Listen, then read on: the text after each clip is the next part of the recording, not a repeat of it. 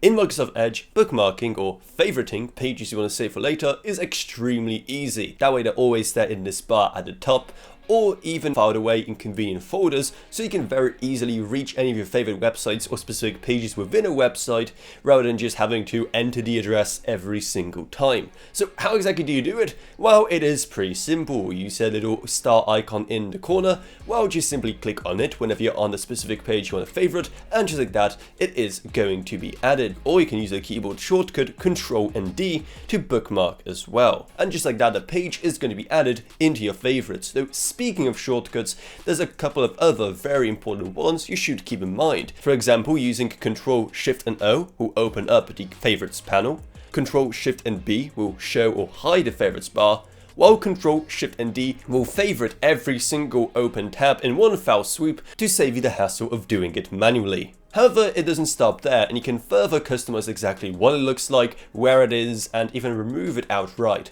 So if you just click on that star to bring up the menu, you can change exactly what the name is, so it does not have to be the name of the page that it comes with by default. You can change the name to be whatever you want, but also you can change where exactly it is located by clicking on folder and selecting where exactly it's going to be. So it can either just be in the favorites bar, which is the default option and where it's going to appear at the very top, or alternatively, you can just put it into a folder, either one of the pre-made ones or one you made yourself. To create additional folders, simply just click on choose another folder, and then in this window that pops up, you can then just click on new folder to create a brand new one, and then once you are happy with everything, just click on save. But what about if you then want to delete something that you have favorited? Well, it's also pretty simple. Once again, click on that star to go into the edit favorite menu, and then just click on the remove button, and just like that, it's going to be gone from your favorites. So that's exactly what bookmarking or favoriting in Microsoft Edge looks like. How exactly to add stuff, remove stuff, and also how to organize all of the tabs you have favorited.